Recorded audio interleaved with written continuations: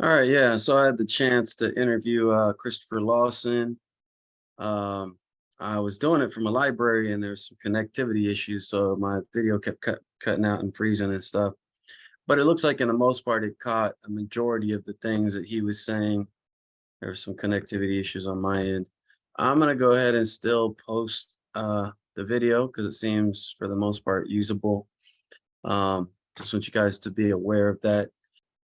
Today, for the podcast, I'm going to be interviewing Christopher Lawson, and he's done a book on reconstructing Jesus.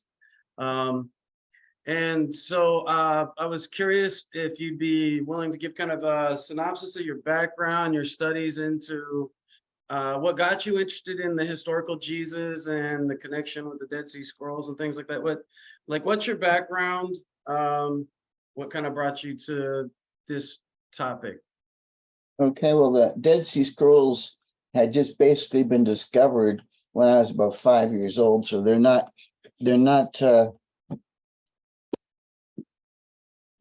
they were of interest to me as soon as I became a teenager. I was a very pious teenager. I was raised in the most Jewish of all Christian groups, the Seventh-day Adventists. Okay. The Seventh-day Adventists keep a seventh-day Sabbath from Friday sunset to Saturday sunset, eat a kosher diet, and they have a strange theology that says that future events are going to mimic sanctuary patterns of events in the ancient sanctuary. So they taught us all about the ancient Jewish sanctuary services and things like that. So we learned a lot of Jewish stuff. And of course, you're very impacted by having the seventh-day Sabbath. That's way different from everybody else in every other social group. All of a sudden, you're not at the Saturday baseball games and things like that. So it really does change your perspective. I was a very devout believer. I became a minister. I think we had a technical issue.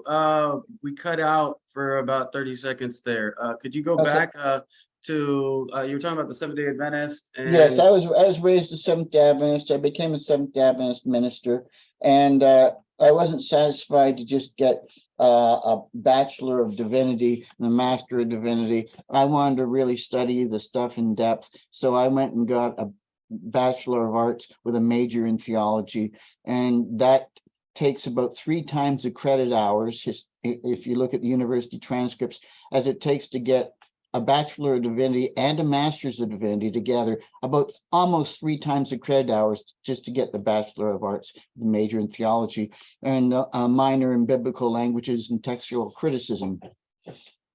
So that's the most relevant studies. I went on to graduate school, where I went on to work on my Master of Arts in teaching in elementary education and the Master of Science in psychology. These are at Andrews University Graduate School, which is a Seventh-day Adventist graduate school. I ended up becoming a principal of the Niagara Falls Seventh-day Adventist Elementary School. And then I left the Seventh-day Adventist Church as I educated myself past my parochial beliefs and became more wide open. And my interest in the Dead Sea Scrolls never abated, so I continued to study the Dead Sea Scrolls for decades thereafter. So I've had 4 decades of study of the Dead Sea Scrolls since my 22 years of professional training. That's a good amount of time for anything, really. Okay. So yeah, let's start. I guess let's get into some of the topics today. Kind of set up, I guess, your studies and your research. Yes. What do you make of the Hasmonean revolt and its impact on the Zealots, the Zachari, Jewish separatists, and the cultural underpinnings that laid the foundation for the Essene community at Qumran? How did the Hellenization of the Sadducean temple priesthood play into the birth of the community and I guess the background of the Qumran community? That is a brilliant opening question. Really is. The Maccabean revolt was the essence of what was represented in virtually all the Jewish revolts, a nationalistic fervor. separatistic fervor, and xenophobia. When you combine those, you basically have a description of the Dead Sea Scroll community. They were the heirs to the Maccabean revolt, but they're a generation later. Actually, the Dead Sea Scrolls combine a lot of history because there's a Genitsa in K4, and that meant scrolls going back to the earlier inhabitants of Qumran, the Essenes, are preserved there. So you have Essene writings, plus you have the fourth sect. Now, I like to label them Nazarene. I know that that will need explanation concerning how you like to associate the Nazarene with a different group, because the Nazarene name, due to its association with the New Testament Jesus, gave itself links to other groups which were not the original group called Nazarene in Jesus's time. Right. So, yeah, go ahead. So the short answer is the Maccabean revolt lay the foundation for Jewish separatism and sectarian participation in political revolution. And it was the motives for the participation are the same: purity motives, righteousness motives, love of Torah, and their sense of being offended. People don't understand. New Testament Christians, when they read their Bibles, don't understand that the Roman presence in Judea was an offense to conservative Jews. Yeah, and that when you look at the technical rules in Torah, and such as no graven images, then you look at the Romans and they're carrying their standards, and they have graven images on them. They have coins with graven images on them. They have slogans and abbreviations ascribing divinity to the emperor. These things are being carried into the Holy Land, which is supposed to be kept pure. And these people are so firm that they're willing to shed their blood to stop this transgression of a foreigner invading their holy space and offending God. And that's the way they viewed it, that the Romans were sinners offending God. And so they were labeled sons of darkness by this group. They were also labeled as the Kittim, although the Kittim linguistically could be recognized as people from any of the islands, including Cyprus.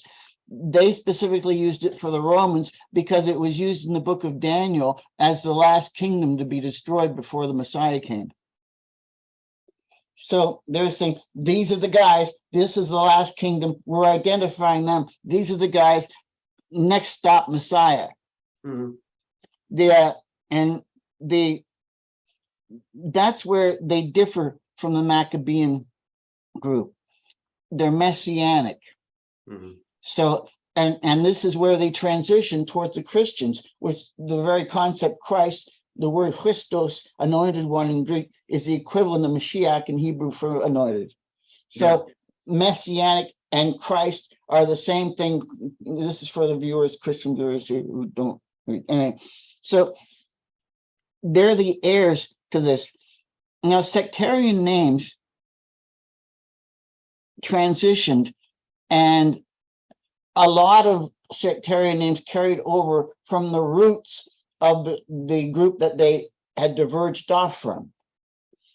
And so there can be confusion, especially when third parties are trying to sort them all out. So, for example, Paul was said to be the leader of the Nazarenes. Yeah. When he was not. Mm-hmm. Yeah, Paul was the leader of the Christians, the first called Christians at Antioch, which was one of Paul's groups. Mm-hmm. So Paul's the leader of that group, not the Nazarenes, but it's the same group that are meeting, because I contend that the original group, Jesus, the Nazarene, is the original Nazarene.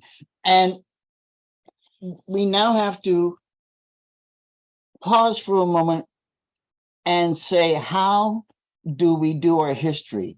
How do we know what we think we know? Mm. And I suggest we need to prioritize our sources. So if we're going to ask ourselves about Jesus and the sects in the time of Jesus, the different Jewish sects, then we have to say, since we're talking about a Messianic Jew in Judea in the 1st century, then if we can get a source closer to Judea, then it's a more reliable source than the source from outside of Judea. Yeah. If we can get a source closer to the 1st century than a later source, then it's more reliable than the later source to have one right from that time period. If we can get a source that is written in Jesus's own language rather than a source written in some other language, some translated version, we're probably closer to the original. Yeah. If we can get a source that is the same sect as Jesus or pro-sect, that sect of Jesus, rather than an opponent of the sect that wants to distort it, we're more likely to get a real picture of what they taught.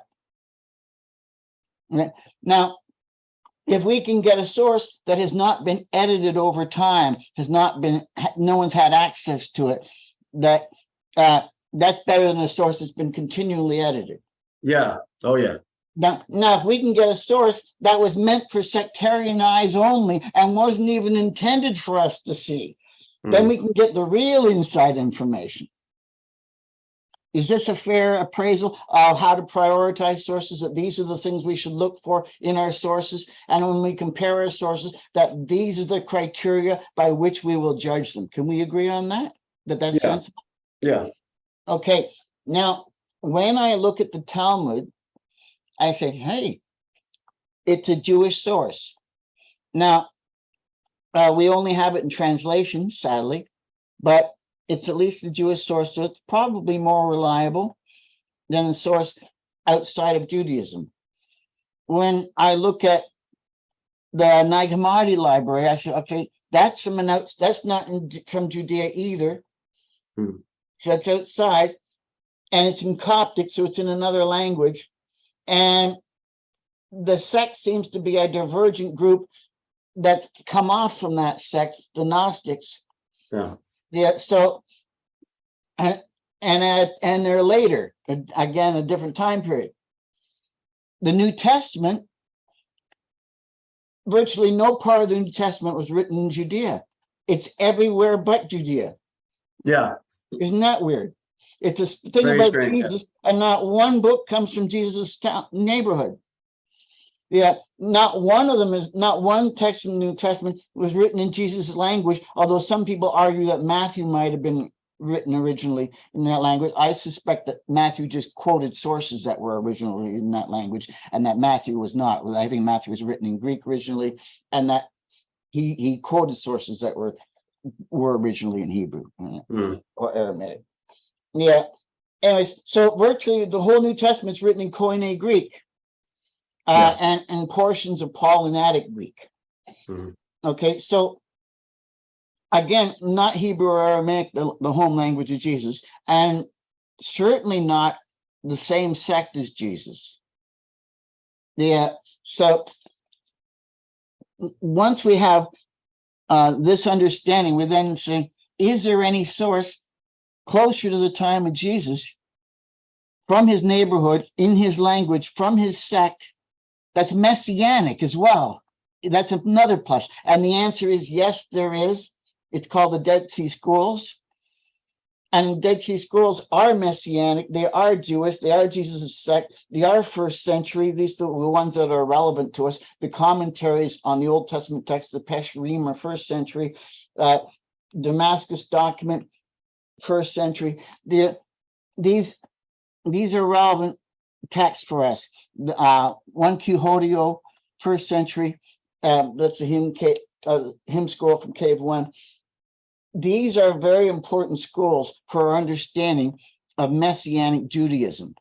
So if we want to understand Messianic Judaism, then let's go to prioritize the Dead Sea Scrolls. If the Dead Sea Scrolls say this is what they taught, then all other sources be damned that say anything different. That's what they taught. Because they're the source, it's their writings, and it's their writings we weren't even meant to see. It's meant for, they're writing this for themselves, for their own internal group. So you can't, they're not trying to fool each other. This is what they really think. So when we find that they called themselves Shamrai Habri, keepers of the covenant, guardians of the covenant, and that the equivalent to that is Nazarene Habri, Nazarene, the collective plural Nazarene. That's the source of the sectarian name Nazarene. We know it's a sectarian name. Even the New Testament admits it's a sectarian name. All right, it says that in Acts 25, a sectarian name. Well, once we know it's a sectarian name, we know several important things. Number one, it predates Jesus, because the various Judean sects predated before Jesus came on arrival. Okay, so it's not named after Jesus or what he did or where he came from. Okay, the next thing, it's not named after any place at all. None of the sectarian names in Jesus's time were from places. Later on, after the war, there were minim and sects named after various places for some of them. But before the war, there were only 4 sects, according to Josephus. And that's another thing, is we're talking prioritization of sources. The only source we have, Jewish source, that talks about Jewish sects that comes from the 1st century is Josephus. So we must highly value what Josephus has to say about these sects. But Josephus also tells us some information that's revealing about himself. Josephus was not a devout sectarian Jew. He likes to pretend he went through devoutedly and examined everything thoroughly. But when you read his account and you read it with a critical eye, you realize that Josephus was a spoiled Hellenistic Jew who grazed the surface and thought he delved in deeply. And that's one of the things we can start with. Let's deal with the sects according to Josephus, and I'll cite Josephus now from the Wars of the Jews, book 7, and you can look up the rest in my book, Reconstructing Jesus, if you want the specific details. All right. Okay. Actually, first of all, let's start with Life of Flavius Josephus and get his little bit of a detail. He says, when I was about 16 years old, I decided to get experience of the sects that existed among us. Let's just think about that thing first. He's saying that before he was 16, he had no experience of the sects that were among the Jews. He wanted to get some experience of those sects when he was 16. What type of Jew gets to the age of 16 without any experience of any sect of Judaism? A Hellenistic Jew, a Herodian, who's basically a Roman in his lifestyle. That's the only kind of Jew that I can think of in the 1st century that wouldn't have had much experience with Judaism per se, but just he's a Jew in name because of his bloodline. So are you saying that he didn't have a bar mitzvah at the age of 13? I'm saying that Josephus himself is saying that he didn't have a deep experience in it. He went through the rudimentary customs, presumably that he needed for social custom, and did that. But as far as being really experienced in it, in his own words, he was about 16 when he decided to get experience. That's his words. You make of it what you will. I'm just providing the evidence in Josephus's words. And I'm just saying that we have no evidence from Josephus that he was any deeper than that so far. Now, he says, the sects, he says, these are 3, as we have many times. The first, that of the Pharisees, the second, the Sadducees, the third, the Essenes. Now, later on, he divides it into 4 sects, as we'll get into when I cite Josephus. But right here, he's deciding that there's 3 sects. And he said that he decided, I thought that in this way, I should choose the best if I carefully examine them all. Therefore, submitting myself in strict training and many strenuous labors, I passed through the 3 groups, having considered the experiences thus gained to be insufficient for myself, and on learning of a certain man named Banus who lived in the desert, who wore clothing supplied from the trees, took his food only that which grew by itself, and washed many times in cold water both day and night for purification, I became his devotee. Now, let's think about this Banus first of all. He sounds like an Essene who's been kicked out of the group because he's not in with the living communally with the rest of them, but he's under an oath to God that he must live upon only what grows wild, because that was their way, as Josephus will later describe them.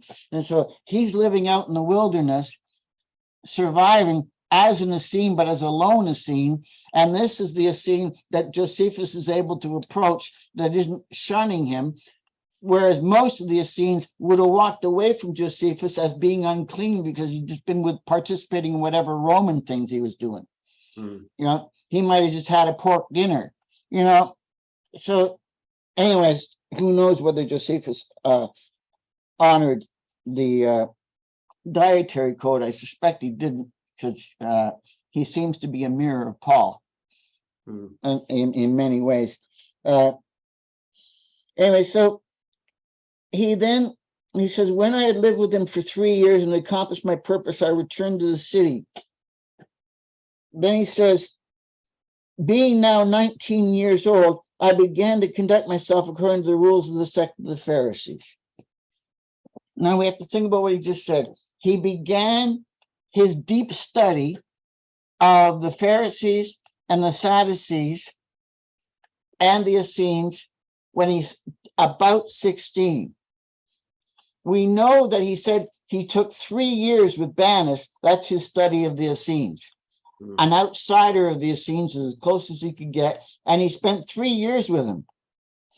Now, from 16 and 3 years makes 19.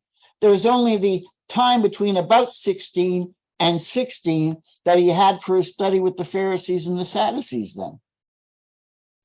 That means he had very little time with the Pharisees or the Sadducees, and the time he spent the most with was an outsider of the Essenes. That means he had really hardly any real inside information on any of them. He wasn't a devout student for years and years like the average Jew would be if as a participant in any given sect, whatever sect he was part of, he would be 1,000,000 times more informed about that sect than Josephus ever would have been. Just average Jewish Jew guy. You know, Josephus was more Roman than Jew, and he portrays it in his writings. At one point he says, their laws and their books, referring to the Jews, not our laws, our books. If he was a Jew, he would have said our laws, our books. So he's referring to Jews as them, the other.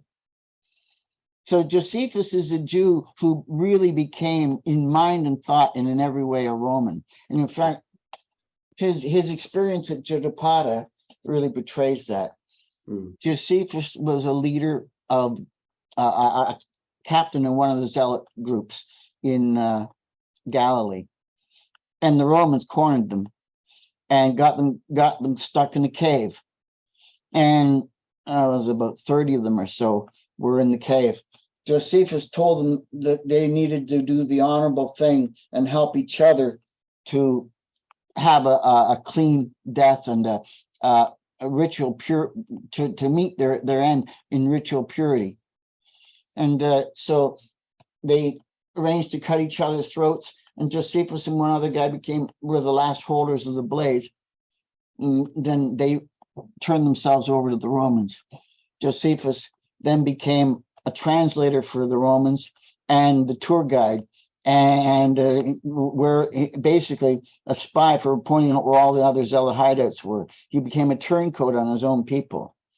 So I really do not understand how devout Jews don't have more contempt for Josephus. I really don't. If I was a nationalistic Jew, I would grimace every time I heard the name of Josephus, to tell you the truth. And he went out of his way to make the nationalist Jews look like brigands. Another term, by the way, that the New Testament used for those who were crucified beside Jesus. Now, Josephus then went on to say that there was a fourth sect of the Jews.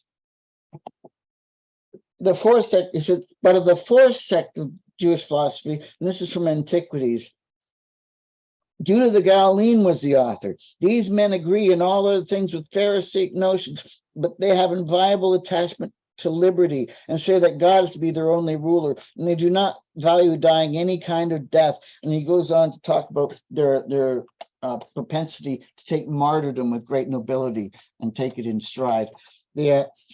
Elsewhere, he goes on to say in a different place that the fourth sect was very much like the Essenes and everything in terms of their all their rules, in terms of communal living, etc., etc.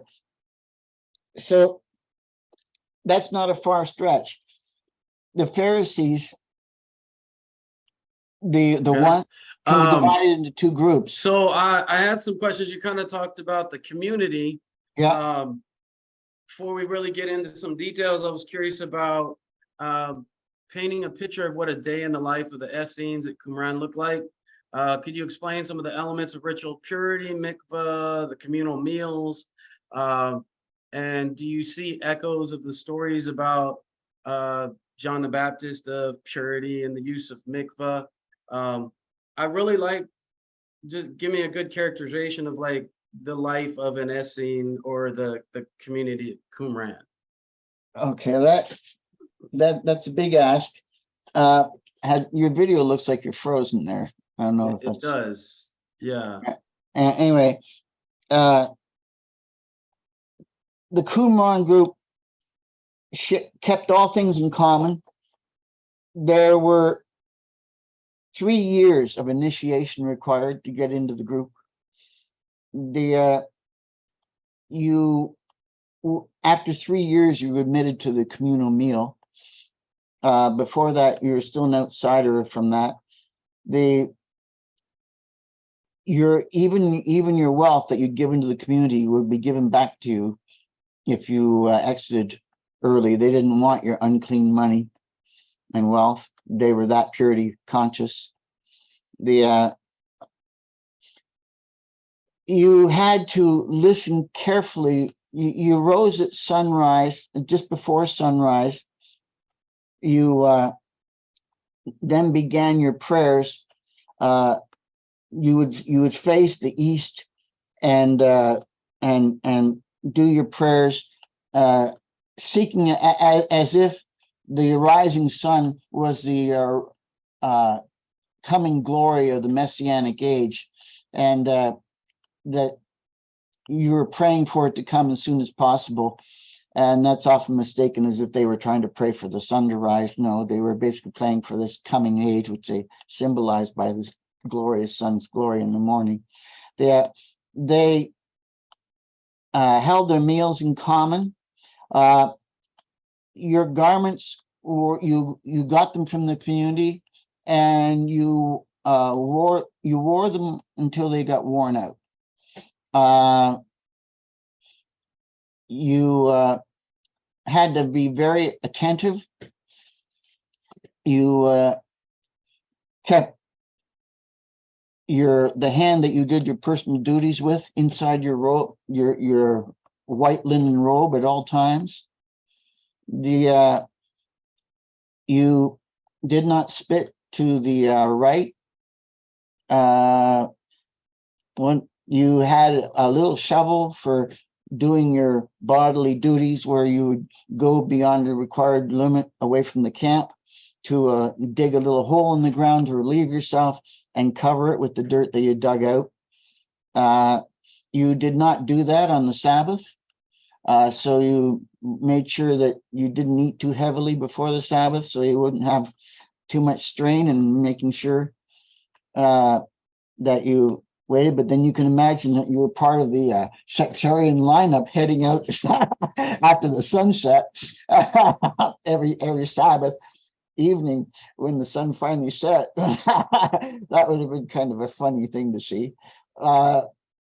You made sure that you're kept ritually pure by constant bathing in a mikveh. The mikveh had to contain at least 10% rainwater from the Holy Land. The Jordan River was considered Holy Land rainwater. So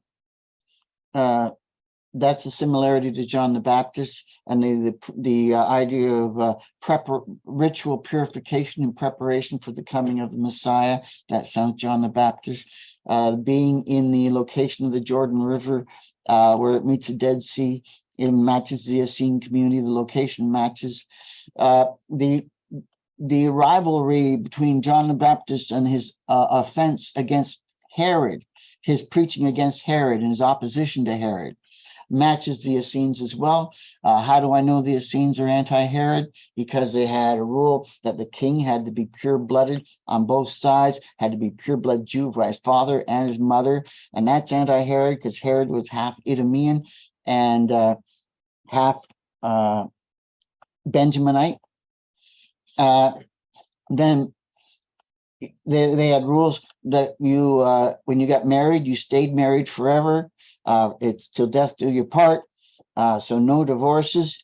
They had rules that you never marry your cousin.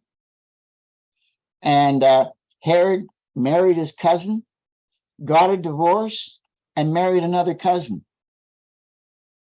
So nothing could be more anti-Herodian than these rules. Mm-hmm. So we know they were anti-Herod. The idea the king had to be pure-blood Jew on both sides was natural for the sectarians, because the sectarians themselves, according to Josephus, the Essenes were Jews by birth. Quote from Josephus. And the fourth philosophy was the same as them in all these respects, said Josephus. So I suggest that it is this fourth philosophy of Judah the Galilean that is represented by the Dead Sea Scrolls. The anti-Roman nature of the scrolls is very clear. Can you hear me? Yes, I can hear you fine. Your audio cut out for a minute there. I think I have like the library here might have like a bad connection. Do you want to restart, or what do you want to do? Let's just go back a little bit on what you were saying. Okay. That the Dead Sea Scroll community is anti-Herod because it had rules against marrying a cousin, rules against divorce, and rules that the king had to be pure-blood Jewish on both sides. The Herod was not pure-blood Jewish on both sides. He was half Idumean and half Benjaminite. He married his own cousin. He got divorced and married another cousin. So he broke all those rules. The Jewish sectarians of the fourth philosophy, just like the sect group that they broke off from, the Essene group, they were Jews by birth. These were nationalist Jews. They were planning a war against Rome, and their war scroll is an actual military manual. Now that's according to great scholars who looked at it. Giehl, who was not only an archaeologist, a Hebrew scholar, and he was also a Mossad general. So he's just the person to look at something that might be a military manual. And he said it was a perfect match, counterbalancing to first century Roman military manuals. And Andre Dupont Summer concurred, had the same opinion on that. So these Dead Sea Scroll community people, they were planning a war with Rome. And In fact, they started the war with Rome. The lower priesthood was being trained at Qumran, and they were the ones who gave the signal to the revolt when they stopped sacrifices on behalf of the emperor. So the Jews started the war with Rome. Rome didn't start the war with the Jews. And the Jews started it according to their own timing. Now, the Dead Sea Scrolls have a very clear general schedule about them. When you read them, they all seem to be part of a commentary on the same time plan. And they talk about two time periods, a 20-year period and a 40-year period in the scrolls repeatedly. They say that it was a 20-year period between the time period when they were wandering like blind men, groping for the way, and then God sent them a teacher of righteousness to show them the way. Are you still with me? Yeah, I am. I just figured I'd turn off my video so it not jam up the internet. Okay, no problem. So they promise. Let's see if we can show you the exact quote.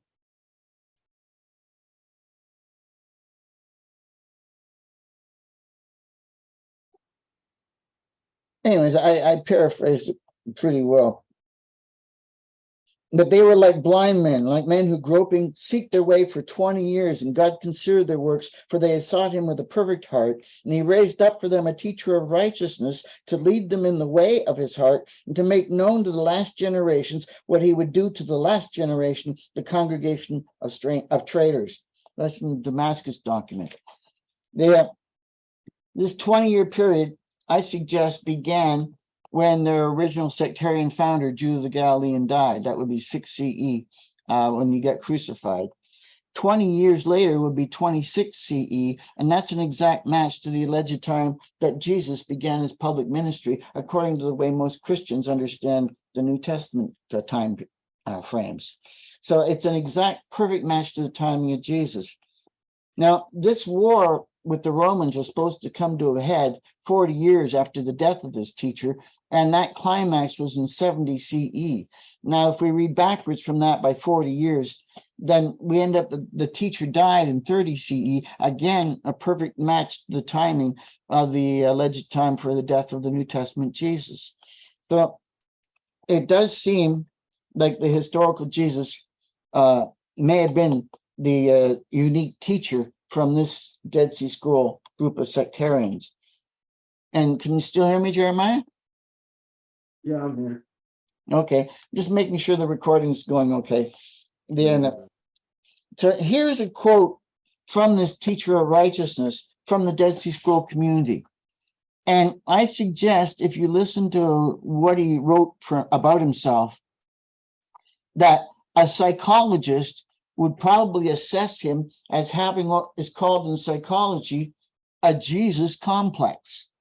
Now, you decide for yourself if you think this guy has some kind of Messianic Jesus complex, okay? Whether he's Jesus or not, does he have that kind of complex? Does it sound like that kind of guy? Here it is, a quote. They said of the vision of knowledge, it is not certain, and of the path of your heart, it is not that. But you, O God, will answer them, judging them with your power according to their idols and their numerous sins, so that in their schemes are caught those who deviate from your covenant. At the judgment, you will annihilate all the men of deception. There will no longer exist seers of delusion, for they do not value me. Even though you exhibit your power in me and reveal yourself in me with your strength to enlighten them, you have not covered in disgrace the face of all those looking for me, those who unite together for your covenant. Those who walk on the path of your heart have listened to me. They have aligned themselves with you in the council of the holy ones. Through me, you have enlightened the face of the many. You have increased them, even making them uncountable. For you have shown me your wondrous mysteries. What is your reaction to that, Jeremiah? Does that sound messianic, a Jesus complex?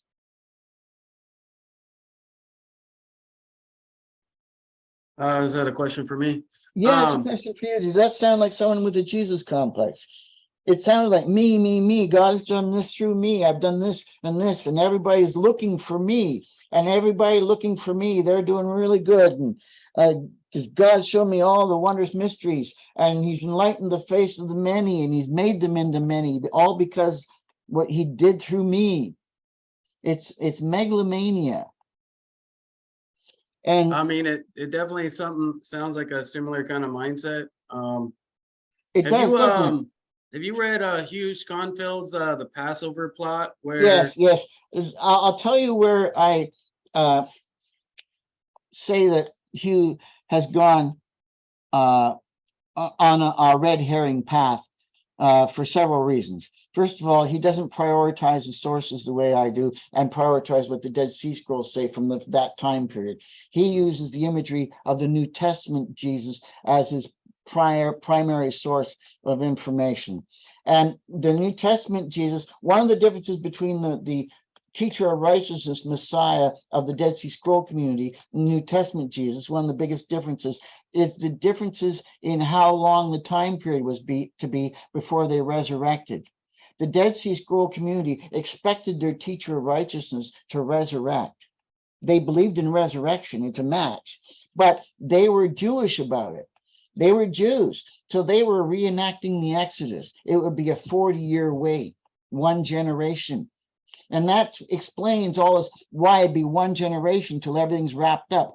That theme echoes in the New Testament, that one generation thing. And there's even hints of the historical Jesus saying that there are some, according to Mark, there's some standing here who will not taste death till all these things are fulfilled. That matches the Essene Jesus, the historical one, but it doesn't match the New Testament one. It makes him look like false prophet. Yeah, the Dead Sea Scroll Messiah was to resurrect after a period of 40 years. The mythologized one was written about after the 40 years had already passed, and all the people who believed in that idea had been wiped out by the war, and all their leaders who taught it were also wiped out. So they're all gone now, and the Pauline version, the original group called the liar, the deceiver, it sounds like Paul is described in the Habakkuk Pesher. And Robert Eisman makes a great case for that in his book, James the Just and the Habakkuk Pesher, published by Brill over 30 years ago. That's word for word, line by line review of the Habakkuk Pesher and all the implications of each word in the Hebrew. And I don't think anybody's ever done a better job of reviewing it and explaining it than Eisman has done in that. I think that was Eisman in his prime at his peak. And Eisman is retired now, so he's no longer at his peak. And some people who have felt that Eisman, his work was weak, have looked at him as a senior rather than his work as a vigorous scholar. And in his vigorous prime, Eisman's work is unrefuted and brilliant and extremely complex. And most scholars I found have only a cursory knowledge or awareness of Eisman's depth because Eisman is so hard to read. To read Eisman, you have to juggle a whole bunch of things the same way Eisman does. And I suggest that you can't read any faster than you read the endnotes with it, which is how I read Eisman. I read him with the endnotes all the way through. It takes me forever to get through it. But when I'm done reading him, yeah, I'll have I'll have an index in my book of all sorts of things, and my books will be falling apart. Yeah, and it will be done. I don't know if you can see this, but yeah, I was able to see it. Yeah, you get to see that my Eisman work is all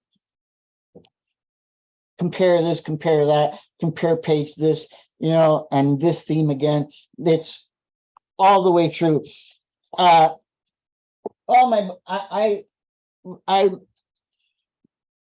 have been trained in Hebrew, but it's not my mother tongue. So I read the scrolls regularly in English translation. But then when there's specific things, I go for the scholarly depth of the original language when needed for specific areas. And I rely a lot on Eisman, but as you can see, I put an index in my books. This is DuPont Summers translations of the Dead Sea Scrolls, but it's the same thing. They're all, you get the drift. My books are all, if I take a library book home, I have to tell them that I lost it and pay for it because I've destroyed it by writing notes all the way to them. Yeah. Anyways, so don't loan me your books unless you want them all note. Yeah. Anyways, some of the things about the Dead Sea Scroll community, just so to say how things that I say match the Jesus story. And after a certain point, it becomes too many things to be a mere coincidence. Now, we have to say, which sect did Jesus belong to? Was he a Pharisee? No, he condemned the Pharisees. Even the New Testament portrays Jesus as condemning the Pharisees, although he wasn't really far from the Pharisees in his attitude. If we're reading Josephus right about Judah the Galilean and his sect in their ideas, of course, the Pharisees are misrepresented in the New Testament as well. Yeah, and not all Pharisees and not all Sadducees are created equal. Eisman has well pointed out that within each of these groups, there was a difference between the nationalist group and the Hellenistic groups. So that made it. Are you still with me there, Jeremiah? Okay. All right. So the difference, the Pharisees that were cooperating with the Romans and the Sadducees who were cooperating with the Romans, the Dead Sea Scroll community had no time for them. They were called seekers after smooth things. They were basically marked for death by the Dead Sea Scroll community. Dead Sea Scroll community did not want any cooperation with the Romans in any way whatsoever. But here are some of the things about how they match the Jesus sect. They had a teacher of righteousness. They called him the Son of God. They had a council of 12. They had an inner circle of 3. They included women in their group. They were opposed by a wicked priest. They were led, the group was led, this teacher led a group who expected a resurrection. By the way, expectation of resurrection also means not Sadducean. So there are scholars such as Schiffman, and then there's Norman Gold, who have suggested there's a Sadducean connection to the Dead Sea Scroll community. I would suggest that the various halakhic rules, which would seem more palatable to the Sadducees that were included by the Dead Sea Scroll community, were accommodations because these people were trying to get all Jews to reunite in the rebellion against Rome. They were planning a war against Rome where it was basically going to be all Jews of any stripe that are willing to be anti-Rome, come and join us. So they're trying to put an army together. They were recruiting. So I think for anyone who's a pure-blood Jew, a little sectarian variation, they could accommodate that, but they wouldn't accommodate foreign accommodation. That was taboo for them. They believed in angels. Again, not normal Sadducean idea. Sadducees didn't believe in angels. They had strict rules on marriage. They had a very distinctive phrase. If you go look at all the books of Judaism and throughout all history and look for the specific phrase, Ruach Kodesh, Holy Spirit, it's as rare as hen's teeth. You get the unarticulated Ruach Kodesh seems to be a distinctive phrase primarily used by the Dead Sea Scroll community. Now, I'm not saying you can't find it elsewhere. I've had a number of my Jewish friends say they found at least a half a dozen examples of it elsewhere. But in the Dead Sea Scrolls, there are hundreds of examples of it. Hundreds. So this is a distinctive sectarian term, and it's new. It's not a term used even once in the entire Tanakh. So that's very, very distinctive. The very fact that they would have that, and it just matches the Jesus sect. That along with all goods in common, Jesus said his disciples have all good things in common. That is also very distinctive. Inclusion of women also means it's not the Essenes. They had a sacred meal. Use of rank. The disciples are said to be squabbling over their rank in the New Testament. Calling themselves Nazarene, keepers of the covenant. Let's get back to the term Nazarene. Nazarene is a collective plural. Nazor, to keep or to guard. So these were keepers or guardians of the covenant, Nazarene HaTorah, but they were also followers of the branch. Now, the term the branch, the Hebrew word netzer, was a technical term for the heir to David's throne. The Messianic heir was known as the branch of David. So people who are followers of the branch of David, were Netzarim. So if you take the word Netzarim and the word Nazarene in Hebrew, it's spelled exactly the same. They didn't have vowel pointing back then, so you have exactly the same word. So Netzarim and Nazarene are the root for Nazarene, and it's a sectarian name with a meaning. Every sectarian name had a meaning. The Pharisees named, they were the separated ones from Peraz, to separate. So you get Pharisees from Peraz. The Sadducees were the sons of Zadok, so Zadokim. They also consider themselves righteous ones, so Zadokim again. Another way of spelling it, but sons of Zadok is Zadokim versus Zadokim. The Essenes were doers of the law. They're Asim HaTorah. The collective plural, Asim, would give you Essene. So all of these names came from the meaning that's a descriptive of their sect.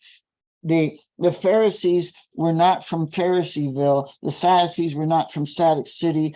The Essenes were not from the village of Es, and the Nazarenes were not from Nazareth. Okay, none of these sectarian names match that.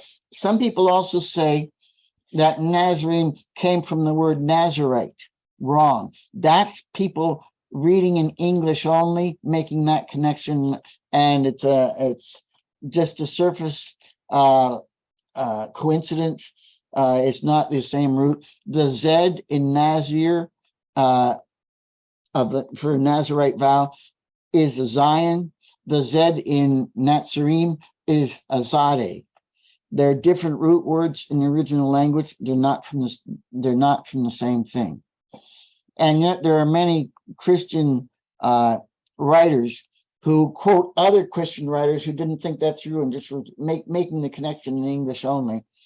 And it's not a connection there.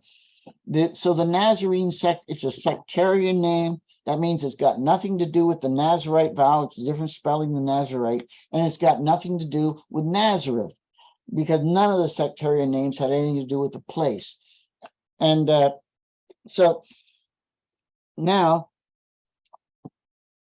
it eventually did become a connection to Nazareth, though, because Jesus the Nazarene became Jesus Christ, the Savior of the Pauline Christians, and the Pauline Christians called him the Nazarene. And so they were there in the first century and second century, right? You did have a Nazarene sect, which was a Pauline Christian sect named after Jesus of Nazareth. And so their Nazarene sect was named after Nazareth because they're named after Jesus of Nazareth. But that's part of the New Testament cover-up of the historical Jesus. Just like they changed the 40-year period, the expected Messianic wait was a 40-year period in Messianic Judaism. They changed it to a 3-day wait. And that gets me back to Hugh Schonfeld, by the way. Hugh Schonfeld in the Passover plot assumes that Jesus could have faked his death and lived through it because it was only a 3-day time period. Let's see him apply that to a 40-year period of being dead. Doesn't work so easy. He fainted for 40 years. The Hugh Schonfeld's plot fails because it assumes the faulty history supplied by the fake New Testament story. The New Testament stories say it was a 3-day wait for the resurrection, and it wasn't. It was a 40-year wait for the resurrection. And unfortunately, it never happened. So as we can well expect, that sort of thing just doesn't happen. Anyway, so Hugh Schonfeld is off base because he's too dependent on the New Testament. I suggest that once we know that the sectarian name, that Nazarene's a sectarian name, that we find the Jewish sect with that name, and with the Dead Sea Scroll community, we have found the sect with that name because they called themselves Shomrai Habrit in one of the documents that we have, and the Aramaic version of that is Nazarene Habrit. So we have the Nazarene Sect in the scrolls with their sectarian name, and everything else matches. Now we have to realize that there was a lot of different names that came out. These sectarians called themselves by many different names. For example, they called themselves the poor. And we got, that's Ebionim. We get the Ebionite sect comes out of that later on as one of the Minim variations. They called themselves the many. They called themselves the pure, called themselves the righteous. They called themselves sons of light, doers of the law, last generation, keepers of the covenant. They had many different names for themselves. And you can use the collective plurals of these as different versions of sectarian names for them if you wanted to. But I think Nazarene is the one that's most appropriate, in my opinion. Because it's distinctive and we know where it leads to, and it's the appropriate connection, I think, to Jesus. They also had an opponent who sounds very much like Paul. So talking about the Nazarene name and the Ebionites, both the Nazarene and Ebionites were associated with the Dead Sea Scrolls. Well, not Dead Sea Scrolls, the Essenes. Specifically, though, the early church father, one of them referred to Epiphanius. Referred to the Ebionites as the same as the Essenes. Group of the Essenes. Exactly, and that's exactly so the belief system of the Ebionites aligns more with James, yes, and his community. Whereas the Nazarenes, at least in the tradition where it goes off into Pauline Christianity, they accept Paul, they accept his letters. And right, that's the Pauline Nazarenes, like I said. Influenced movement. Yes, the Pauline Nazarenes named their group after Jesus of Nazareth, and they're Pauline, and they're the later group. But in the first century, they didn't exist yet. Paul's group was only in Asia Minor and was an offshoot still and subservient under James. Now, James apparently had domination. Paul was, I accept S.G.F. Brandon's suggestion that Paul was either in prison or dead by 55 CE and out of the picture. And that allowed James and his group, James died by 62 CE, but James had to have a period where he dominated over the Pauline churches in Asia Minor because Paul's writings became very decrepit and got torn to pieces and shredded to pieces. Like 1 Corinthians, for example, is 3 different Pauline letters pieced together to make one epistle. It's a ragtag mess for the Pauline corpus, and I think the only way it could have become so decrepit is during that time period, because later on the Romanized church they revered Paul. Even their opponents, the Gnostics under Marcion, they revered Paul. So they would not have let Paul's writings get so decrepit. It's only when James was dominated that could have happened. So that explains it if Paul was gone a little bit, went out first, and then his writings got messed up. James get taken out 62 CE. His followers get wiped out by 70 CE. And then the first gospel gets written just after 70 CE. And the Pauline Christians get a following, and those followers start to restore the Pauline documents best they can, and they're the Pauline school that put together documents later on, like the book of Hebrews and things like that. Yeah, so it took a while for that to take over. Now, Josephus does not include the Pauline group as a Jewish sect in his description of Jewish sects. Yeah, and I think that the Nazarene group, that using first century sources, the Dead Sea Scrolls sect had the name first, and Paul can't abscond with it. So I figure, don't let him take it.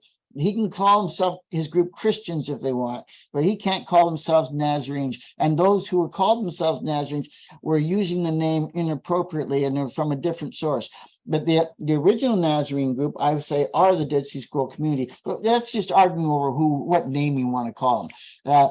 They call themselves by many different names, so we can agree to disagree on how we use the name Nazarene, yeah, if you really want to. But the Dead Sea Scroll community, they were anti-Paul, and then they were James' community. I agree with Robert Eisman that James is a part of the community. Robert Eisman suggests that 4QMMT was written by James. It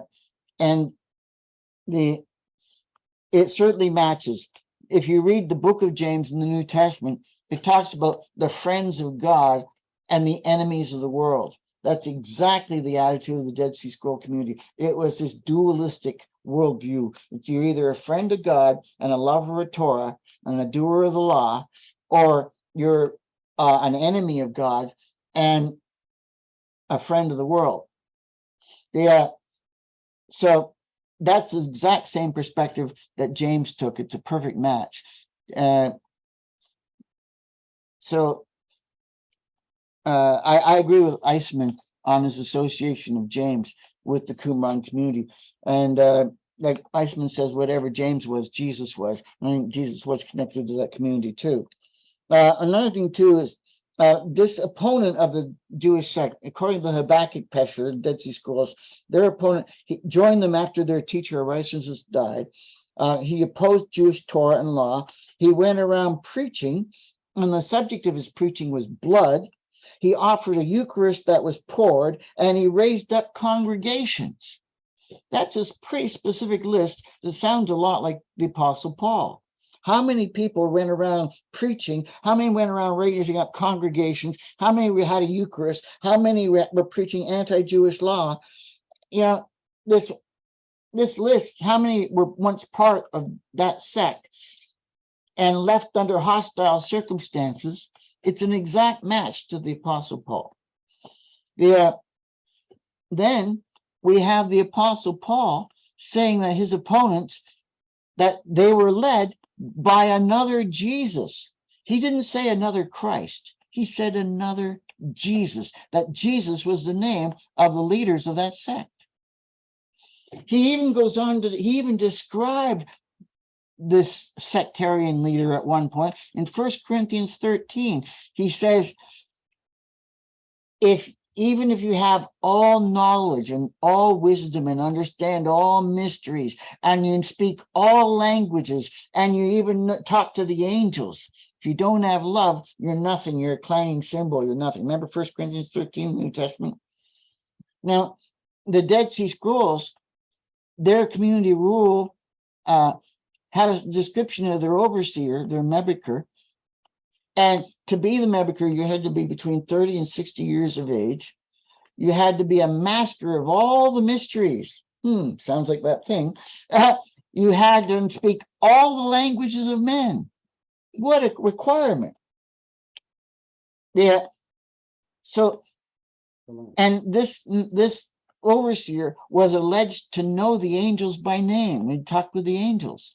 So that matches everything on Paul's list. And that's quite an unusual list. Master of all mysteries, speaks all languages, talks with the angels. Oh, and no love for Paul. No love for Paul. So again, it's a perfect match. Paul seemed to be aware of the overseer of the Qumran community and made fun of him. And the Qumran community seemed to be aware of Paul and condemned him. They called Paul the liar. And 3 times, even in our Pauline corpus, as bad as it is and poorly preserved as it is, 3 different places, Paul's saying, protesting, I'm not lying. I'm not lying. I'm not lying. If you had a salesman come to your house and he's trying to sell you a vacuum cleaner or something, and 3 times in the presentation he tells you he's not lying, would you trust him? No, not really. Not really, exactly. Anybody has to keep telling you that they're not lying is probably used to being called a liar.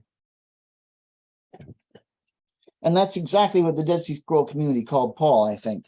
So they also the epistle of expected Peter to to James refers to Paul as his enemy.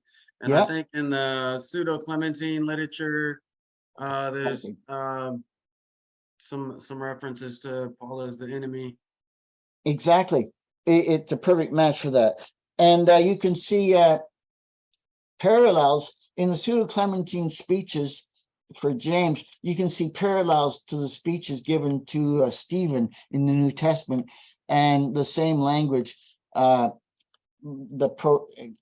pro-Torah martyrdom.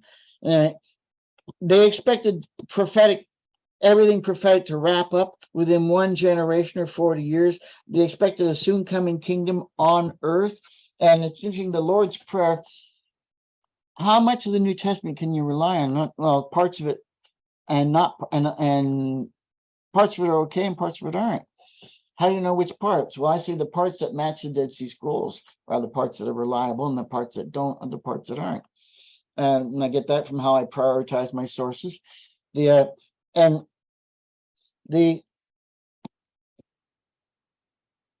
Lord's Prayer seems to be one of the reliable parts of the New Testament. Why? Because it's quoted in the Nag Hammadi Library, Gospel of Philip. And it says, and he would not have said, my Father who is in heaven, unless he had an earthly father. So this is part of the argument that the Nag Hammadi Library was using to say that Jesus had an earthly father. He was a human being.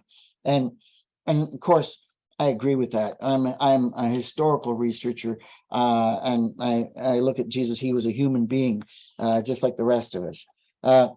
So the fact that they cited the Lord's Prayer, though, that's where he says, my Father who is in heaven. That's where that passage is cited. So the Gospel of Philip, which was written before, our copy of the Gospel of Philip is about 2nd century CE. And so that's 2 centuries before any of our copies of the New Testament. So that means that part of the New Testament at least has attestation earlier than anything we have elsewhere in the New Testament. So that part makes sense. Can you hear me? Yes, I can. Okay. Multiple times this is cut out, the video here. Yeah.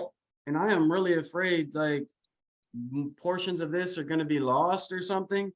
So you edit what you can, you save what you can, and we try again if all else fails. No problem. And a last connection, the sectarian connection for Jesus to the Dead Sea Scrolls, is the wordplay. The last line of the Damascus document is, and they shall see his salvation because they trusted in his holy name. But it's, they shall see Yeshuatu because they trusted in his holy name.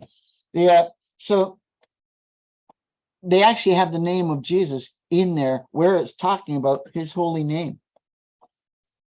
Anyway, so I think that's enough. Why don't we give that a rest there? That's enough about the sects on one video. No problem. Well, why don't we just end the video here? And well, I appreciate you for taking the time. Shalom Harim, Lehitro. All right, yeah, thank you. Christopher Lawson's conversation on this brings insight into how the Qumran community, the Essenes, influenced the early Jesus movement. and just felt like this was a important topic to cover and share, and I hope that you found it insightful. I apologize for the technical issues on my end. Definitely try to make sure that doesn't happen again in the future. Um, um, there's a point in it where we kind of talk about the different sects of Judaism and the sect of followers, the early Jewish movement that followed Jesus, the two separate sects, the Nazarenes and the Ebionites. The New Testament connects Paul to the sect of the Nazarenes in Acts 24:5, calls him the ringleader of the sect of the Nazarenes. Later in the Talmud, Christians come to be known as Nazarenes. The first time it was used, as I said, was Acts 24, where he's called the ringleader before the Roman procurator Antonius Felix at Caesarea Maritima by Tertullius. And he was the first to apply it to them. Herod Agrippa uses the term Christians in Acts 26, which seems to first be used at Antioch. The name used by Tertullius survives in Mishnaic and modern Hebrew as Netzarim, and that's what they use in the Talmud. Again, early church fathers like Tertullian against Marcion records that the Jews called Christians Nazarenes. And Eusebius even records that the name Nazarenes as a sect. And then Epiphanius also uses that term later on. Now, Epiphanius also says the Essenes hold the same views of those called the Ebionites. So this is where the term of Ebionites comes in.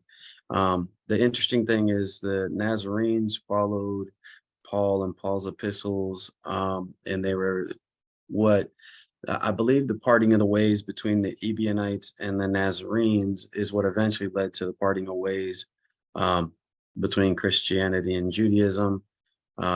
The Ebionites rejected Paul and his epistles, considered him a heretic and apostate, and they believed James was their leader. This is about the conflict between James and Paul, and James and Peter and Paul.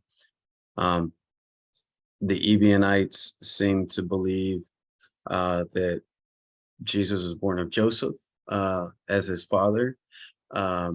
And so he wasn't born of a virgin. They didn't believe in the resurrection or the ascension. They didn't believe in the other doctrines that later came to be developed in Christianity and in Pauline Christianity, which led to the parting of the ways. And so the definition of terms, the Nazarenes, for what the Talmud calls Christians, Netzarim, comes out of the Pauline sect, whereas the Ebionites were followers of James and Peter who stayed within Judaism. And very much like the Qumran community, had a process of conversion, ritual purity, mikvahs, communal meals, and James community can be said to be very much influenced like, and very much like the Essenes, if not a branch or influenced by. But yeah, one last comment I want to make. Christopher Lawson makes a comment referring to the Messianic expectation of Jews in the first century. And he calls the Qumran Messianic Judaism. To be clear, that's a historical reference and in no way tied to modern Messianic Judaism. There were many Messianic zealots and Zechariah and those who believed in a Messiah, and the Messianic Judaism in the first century, they had the expectation that Messiah would come and would reestablish the kingdom of David on earth physically, that he would bring world peace, that he would gather in all the Jews. And there were many Messianic movements, or you could call them Judaisms, that had a Messianic idea, in no way similar to the idea of the Christian version nowadays. Rabbi Carol Harris Shapiro, speaking about modern Messianic Judaism, points out that there are apostates to Judaism, They have no place in communal life. You know, they're not going to be buried in a Jewish funeral. They won't. They don't have access to Jewish community. They may be genetically Jewish, but they are Christians and they've chose to be Christians. And she refers to Gentiles who wear tzitzit and tallits and stuff like that as cross dressers, you know, in the name of the cross dressing up to convert people. And in general, like they're not part of the Jewish community because they accept things that Jews can't accept, a dying and rising God,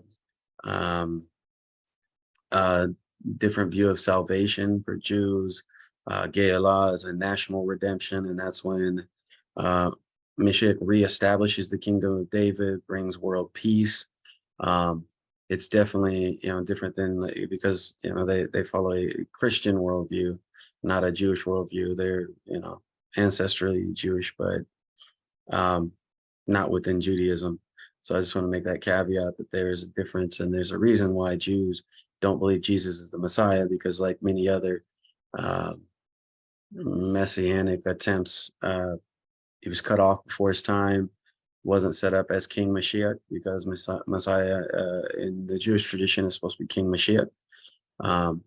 And so I just wanted to add that caveat to define terms, that there were those in the first century that were looking for and believed in a Messiah. And the historic reference to Messianic Jewish views or Jews that believed in a Messiah is not the same as the modern term. So I just want to make sure we define terms. And I do want to thank everybody for tuning in, and I'll catch you on the next episode. But yeah, I want to thank everybody for tuning in, and see you guys next time.